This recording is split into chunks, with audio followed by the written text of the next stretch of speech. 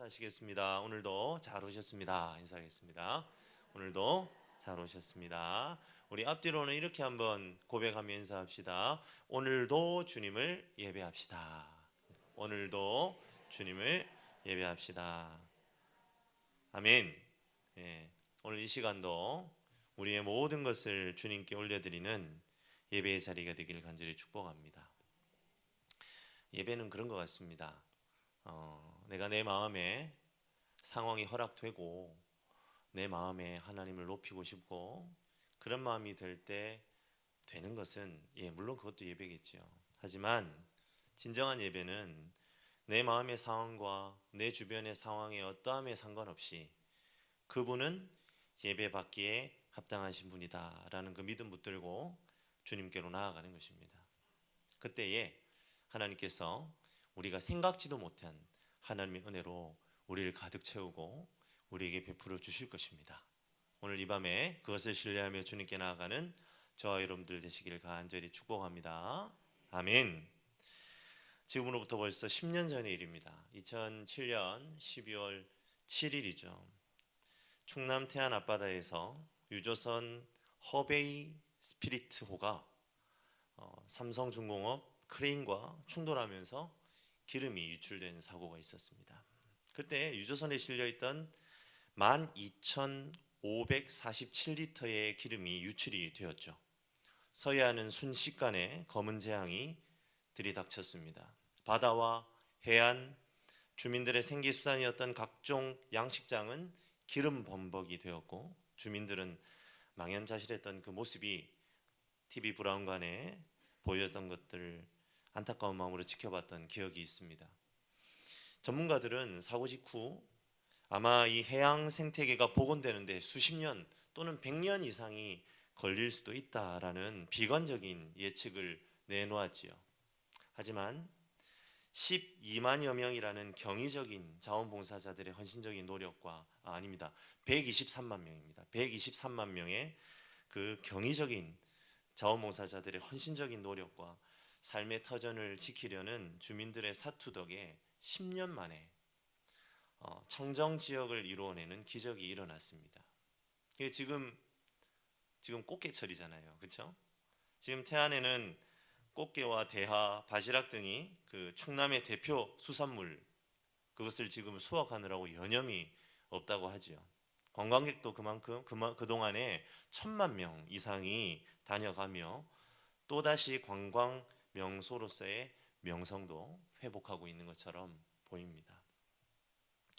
인간에게 있어서 이 깨끗한 물은요, 이처럼 필수적입니다. 그 물이 강물이든 바닷물이 되었던 더러운 물을 가까이 하고는 인간의 생존을 보장받기 어려운 것이지요. 그러하기에 자연의 소산물로 먹고 살아야 하는 농업에 종사하는 분들은 언제나 깨끗한 물에 관심을 두고 있습니다. 물이 깨끗해야 고기잡이도 농사도 가능하기 때문입니다. 그리고 그 깨끗한 물로부터 얻게 되는 자연의 소산물이어야만 안전한 우리의 먹거리가 되고 우리는 병에 걸리지 않습니다. 이것은 상식에 속하는 진리이죠. 그런데 사랑하는 성도 여러분, 우리의 인생 농사는 어떨까요? 마찬가지라는 거죠.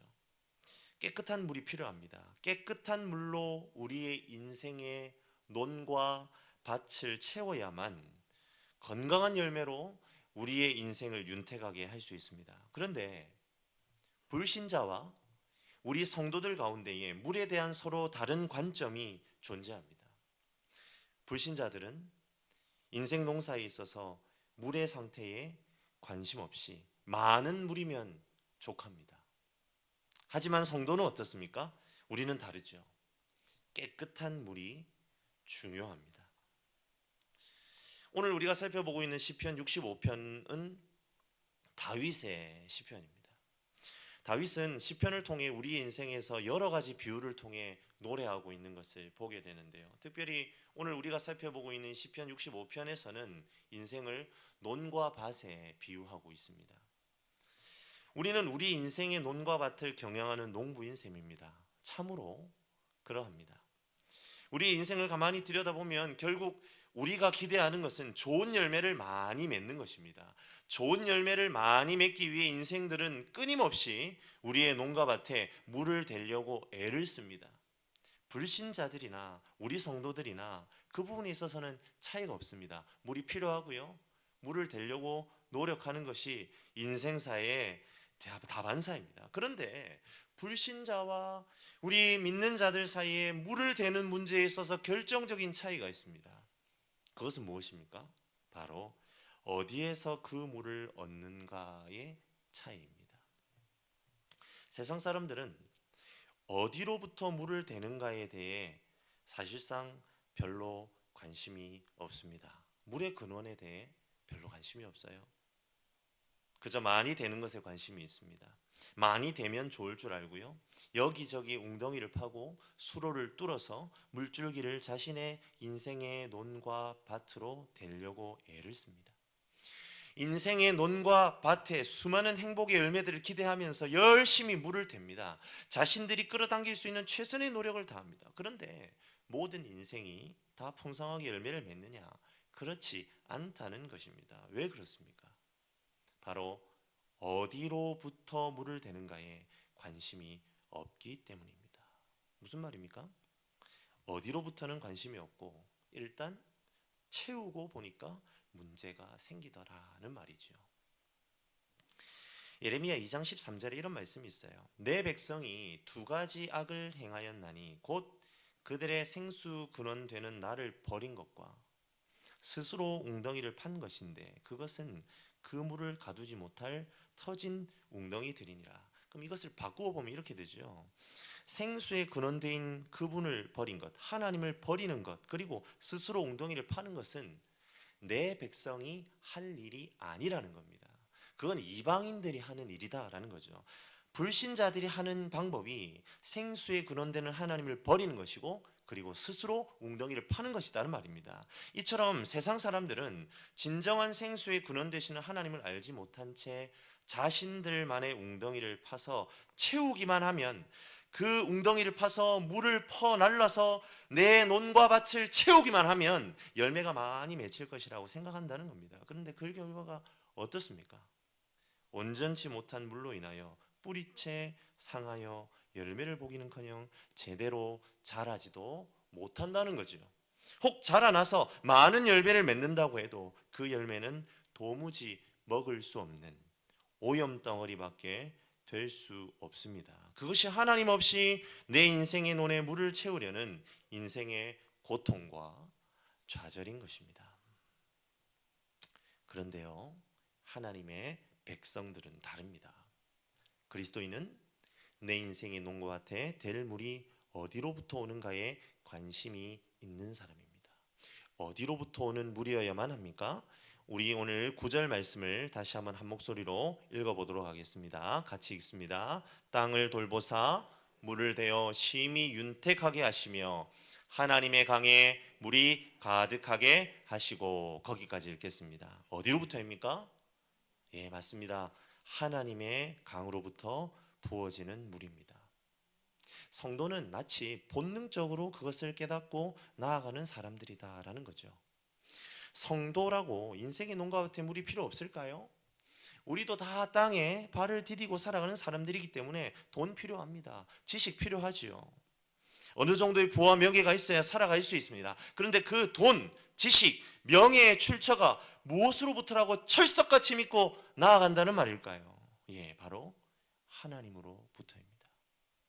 아무 물이나 퍼나르지 않습니다. 아무 곳에나 땅을 파서 웅덩이를 만들지 않습니다. 오직 하나님의 강에 가득한 물을 기대하며 그 물로 농사 짓기로 결심하는 사람들이 바로 성도입니다.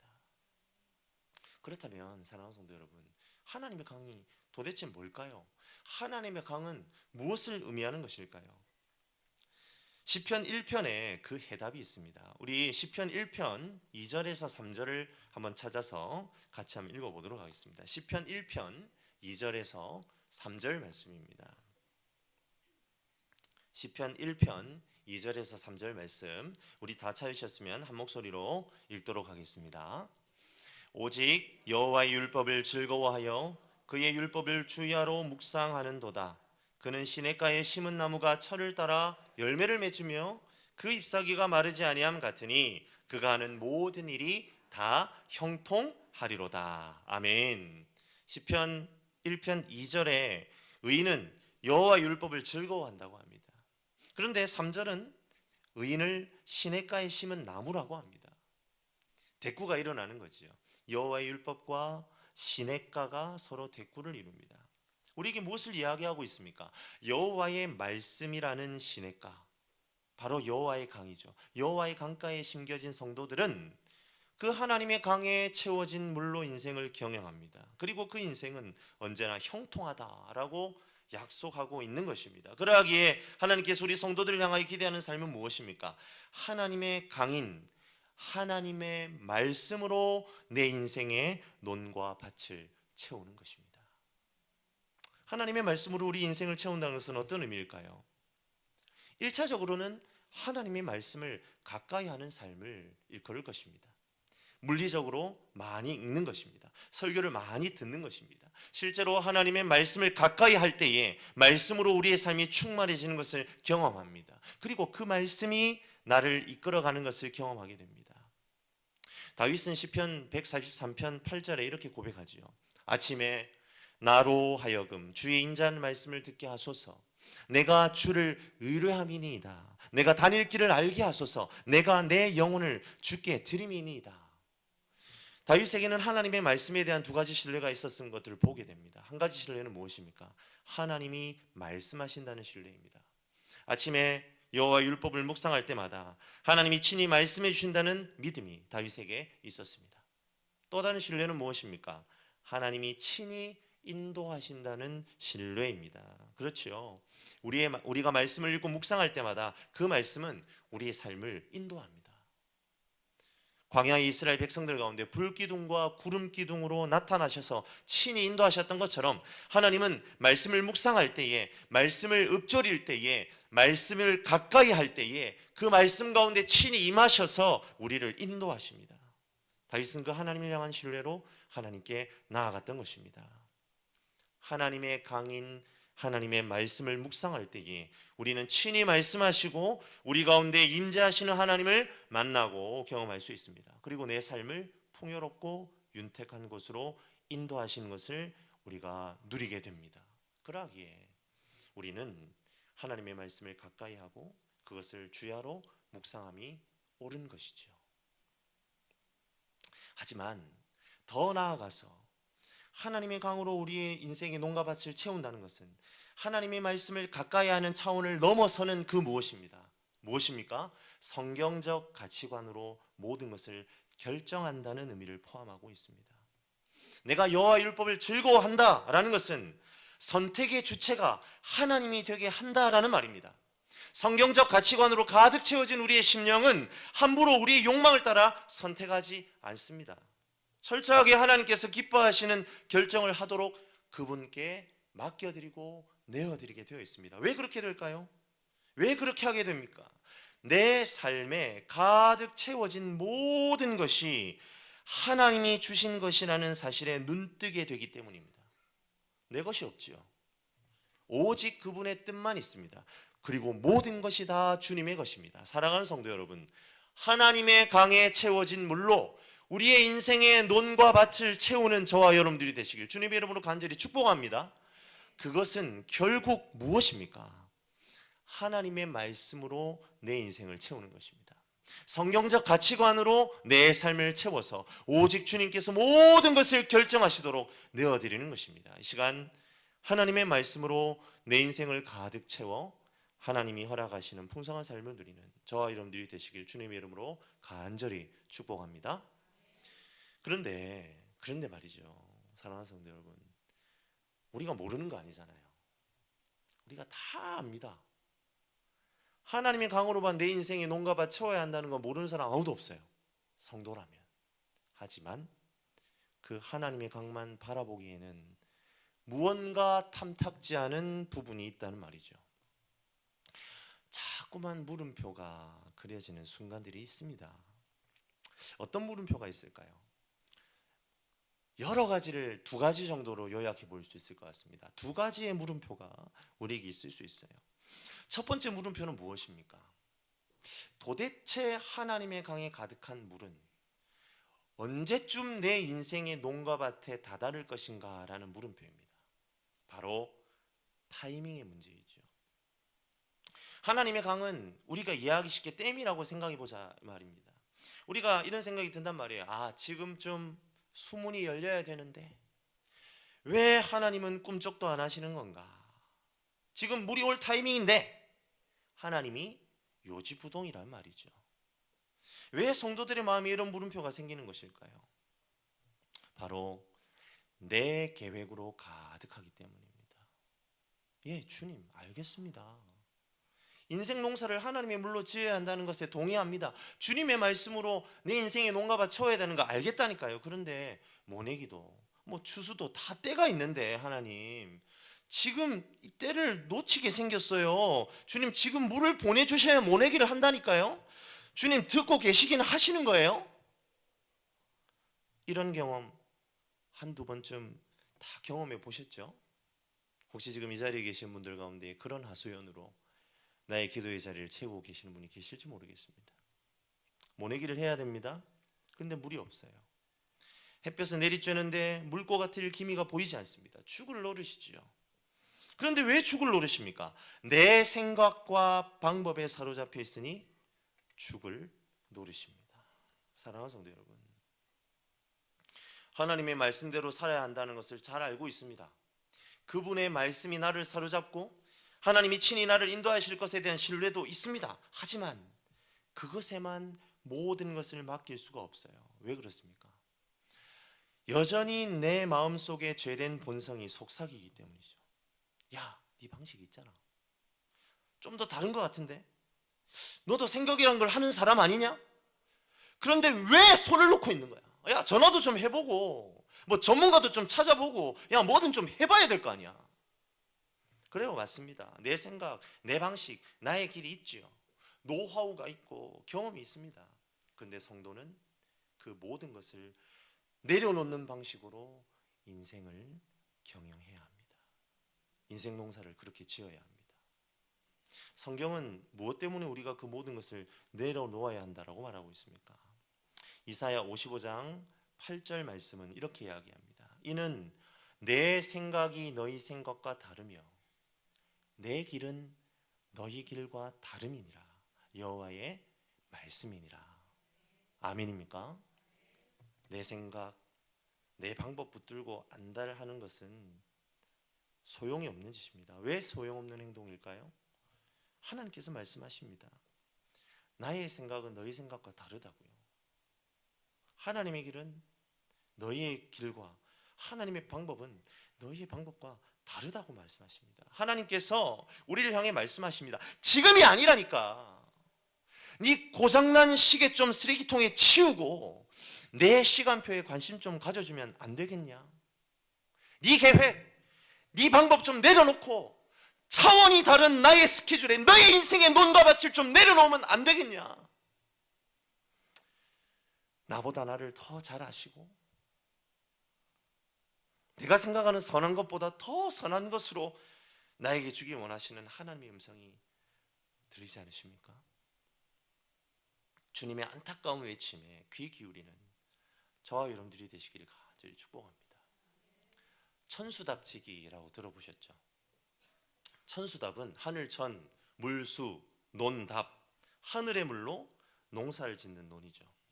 비가 오지 않으면 농사 지을 수 없는 논이 바로 천수답입니다. 지금은 이제 관계 농업이 막 발달을 하니까요. 강이나 호수로부터 수로를 열어서 물을 대고 농사를 짓기가 일반화되어 있습니다. 하지만 우리나라도 6, 70년대만 해도 천수답이 많았어요. 그래서 그해 여름에 제대로 가뭄이 들면 그 해는 흉년이죠.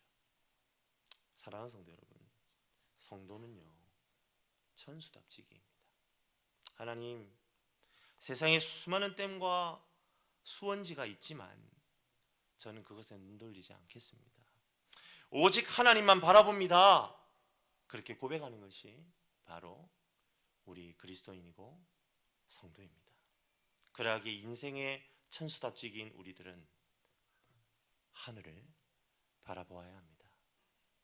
하늘의 시간표에 우리의 시간표를 맞추어야 합니다. 하나님의 계획과 방법이 내 인생을 위한 가장 훌륭한 농사 스케줄임을 믿고 그분께 집중해야 합니다. 그때에 어떤 일이 벌어질까요? 내가 상상도 할 수 없는 하나님의 일하심이 시작됩니다. 내가 듣고 보지도 못했던 풍요로움으로 우리의 삶이 가득 채워집니다. 그런데 말이죠, 사랑하는 성도 여러분, 하나님의 계획과 방법에 내 인생의 시간표를 맞추는 것이 쉬울까요? 예, 맞습니다. 어렵지 않습니다. 불가능합니다. 내 의지를 가지고는 불가능합니다. 죄성에 젖어 있는 내 의지는 조금도 하나님의 시간표에 나 자신을 맞출 의지가 없습니다. 아니, 도리어 거역합니다. 거절합니다. 하나님 좋은 거 알겠는데요, 저는 my way 하겠습니다. 그것이 우리의 본질입니다. 그렇다면 하나님의 강의 물로 우리의 인생의 논과 밭을 채우는 일은 어떻게 가능하다는 말이죠? 그분의 스케줄에 온전히 내 삶을 맞추어 드리는 일은 어떻게 가능합니까? 그렇죠. 예수 그리스도를 만나야 합니다. 그분의 보혈을 경험해야 합니다. 나를 위해 하나님 아버지께서 어떤 대가를 치르셨는지를 깨닫는 자만이 온전히 하나님을 의뢰할 수 있습니다. 내 의지로 할 수 있다는 말, 그것은 거짓말입니다. 사랑하는 성도 여러분, 우리 인정해야 합니다. 은혜 아니면 안 됩니다. 주 예수님께서 저를 만져주셔야만 순종할 수 있습니다. 매 순간마다 예수 그리스도의 구원의 감격을 회복할 수 있도록 주님 도와주세요. 다윗의 자손 예수의 우리를 불쌍히 여기소서. 이 고백만이 우리의 의지를 꺾어 복종시킬 수 있습니다. 온전히 그리스도의 십자가에 나 자신을 드리고 순종할 때에 하나님의 일은 시작되는 것입니다. 하나님의 계획은 내 계획이 됩니다. 그분의 뜻은 나의 삶을 통해 펼쳐집니다. 이 놀라운 은혜가 우리에게 임하시기를 주님의 이름으로 간절히 축복합니다. 제가 두 가지 물음표라고 말씀드렸잖아요. 그럼 두 번째 물음표는 무엇일까요? 바로 과연 하나님의 강의 물로 내 인생의 논과 밭이 충분히 채워질 것인가? 라는 물음표입니다. 그래요, 하나님 잘 알겠습니다. 하나님의 계획과 방법으로 살라는 말씀이잖아요. 그런데 주님, 정말 그 계획과 방법대로 충분해요? 세상 사람들은 하나님의 계획 방법 그런 거 없어도 자기는 논밭에 물만 잘 되는 것 같은데, 겉으로 볼 때는 문제 없어 보이는데 저도 그렇게 해야 되는 거 아닌가 불안해요. 정말 하나님의 강의 물로 내 인생 채우면 충분하게 채워지는 거 맞습니까? 정말 믿음으로 이렇게 살아도 괜찮은 거 맞아요? 하나님 막판에 쪽박 차는 거 아닙니까? 그런 생각이 불쑥불쑥 우리의 삶을 파고든다는 말이죠. 사랑하는 성도 여러분, 어떻습니까? 우리 주님만으로 충분할까요? 그분의 부으심만으로 괜찮은 겁니까? 성경은 우리에게 이렇게 말합니다. 우리 함께 읽었던 10절의 말씀 한 목소리로 함께 읽습니다. 10절입니다. 주께서 밭고랑에 물을 넉넉히 대사 그 이랑을 평평하게 하시며 또 담비로 부드럽게 하시고 그 싹에 복을 주시나이다. 할렐루야, 아멘. 그분의 부으심은요, 어떤 부으심입니까? 완전한 부으심임을 믿으시기 바랍니다. 방금 10절의 말씀에 그 이랑을 평평하게 하시며, 이건 어떤 의미입니까? 우리가 밭을 이렇게 단면도로 옆에서 이렇게 잘라본다고 생각해 보세요. 그럼 밭 이랑 고랑이 이렇게 요철이 되어 있잖아요. 그런데 그 이랑이 평평하다는 말은 어떤 상태를 말합니까? 물이 꽉 들어찬 상태를 말합니다. 물이 땅에 꽉 들어차서 흙이 완전히 물에 잠겨버릴 만큼 하나님의 강의 물은 우리의 인생을 충분히 채우고도 남는다는 약속이 오늘 10절의 말씀에 새겨져 있는 줄 믿습니다. 하나님의 강에 충만한 물로 푹 잠겨진 흙은 충분히 준비되어 식물이 뿌리를 깊이 내릴 수 있게 합니다. 많은 열매를 기대할 수 있게 합니다. 그것이 오늘 10절 말씀에 그 싹에 복을 주신다라는 그 말씀의 의미인 것이죠. 요셉을 생각하십시오. 그는 모든 자원으로부터 차단된 사람이었습니다. 가장 믿을 만한 사람들인 가족에게, 형제에게 버림받습니다. 이집트로 팔려갑니다. 그런데 그곳에서도 인정을 얻고 신임을 얻을만 하니까 또다시 죄수의 신분이 되어 감옥으로 끌려 들어갑니다. 자신의 주변에 어떤 것도 이로운 상황과 환경이 아닙니다. 그때의 성경은 요셉의 상황에 대해 무엇이라고 말합니까? 여호와께서 형통케 하셨답니다. 어떻게 그것이 형통이 될 수 있어요? 주변의 모든 것으로부터 팔다리가 다 잘려나갑니다. 그런데 오직 한 가지는 끊어지지 않았기 때문에 성경은 그를 하나님께서 형통케 하셨다고 말합니다. 무엇입니까? 하늘의 통로가 언제나 열려 있습니다. 하나님께서 위로부터 부으시는 그 하나님의 강의 수위는 채워질 만큼 채워졌고, 그것은 이제 폭포수처럼 그에게 부어집니다. 그 땅의 뚝이 터지고 그 하나님의 강의 뚝이 터지고 부어지자 요셉의 인생은 순식간에 채워져 버립니다. 노예의 밭이랑도 죄수의 밭고랑도 흔적도 없이 사라집니다. 오직 여호와의 물로 가득 채워집니다. 그는 총리의 자리에 오르고 하나님의 구속의 역사는 그를 통해 계속됩니다. 요셉의 믿음이었습니다. 다른 어떤 것으로도 완전히 채워줄 수 없다는 요셉의 믿음이, 그것이 자신의 인생임을 믿었습니다. 오직 하나님으로만 채워질 때에 나는 온전히 채워줄 수 있다는 믿음이 요셉을 사로잡았고 그는 승리하였습니다. 사랑하는 성도 여러분, 그분의 완전한 채우심을 신뢰하는 저와 여러분들이 되시길 주님의 이름으로 간절히 축복합니다. 하나님은 완전하신 분입니다. 그분의 채우심은 우리의 상상을 뛰어넘는 채우심입니다. 그분 안에 있어야만 온전히 보호받을 수 있고 우리 인생과 눈과 같은 풍년을 기대할 수 있습니다. 그 사실을 믿고 신뢰하며 좌로나 우로나 세상의 물에 곁눈질하지 않기를 바랍니다. 오직 하나님이 주시는 것에 만족하고 그분의 계획에 나의 삶을 온전히 내어드리는 순종의 사람으로 설 때에 하나님은 우리에게 가장 좋은 것으로 채우실 줄로 믿습니다. 구약에서 이 물의 이미지는요, 신약에서 성령으로 풀이될 때가 많습니다. 예수님께서도 성령에 대해 이야기하실 때 물의 이미지를 가지고 설명하셨어요. 요한복음 7장 38절에 39절 상반절에 예수님께서 이렇게 이야기하십니다. 나를 믿는 자는 성경에서 이름과 같이 그 배에서 생수의 강이 흘러나오리라 하시니 이는 그를 믿는 자들이 받을 성령을 가리켜 말씀하신 것이라. 사랑하는 성도 여러분, 그렇다면 인생의 논과 밭에 채워지는 물을 우리는 또 무엇으로 깨달을 수 있습니까? 바로 성령의 충만함입니다. 성령께서 내 몸과 마음, 내 인생의 모든 영역을 사로잡으셔서 하나님의 뜻과 방법으로 내 삶을 경영하도록 내어드리는 것이 바로 천수답지기의 삶이라는 것을 우리는 깨달을 수 있습니다. 그것은 다름 아닌 성령의 100% 순종하는 삶입니다. 오직 내 삶의 모든 선택의 자리를 성령께 맡기는 것입니다. 그때에 생명수 되신 성령께서 우리의 삶을 충만하게 채워 내 인생에 충만한 열매를 맺게 하실 것입니다. 이 성령의 충만함은 결국 말씀의 충만함의 결과인 것을 또한 믿으시길 바랍니다. 내 안에 성령적 가치관으로 가득 채워질 때에 우리는 하나님의 뜻을 발견하고 그 뜻에 순종함으로 성령의 충만함을 경험할 수 있습니다. 그러나 말씀의 충만함과 말씀에 순종하는 그 마음은 나 스스로 만들어낼 수 없습니다. 오직 은혜로만 가능합니다. 예수의 보혈에 깊이 적셔진 마음으로만 가능합니다. 이 시간 오직 하나님의 시간표를 의뢰하며 그분의 때와 방법으로 내 삶을 경영하기로 결단하며 나아갑시다. 오로지 하나님의 강의 물로만 내 인생을 채울 때에 탈나지 않고 온전하게 채워짐을 믿고 그분만 의지하는 우리들이 되기를 간절히 축복합니다.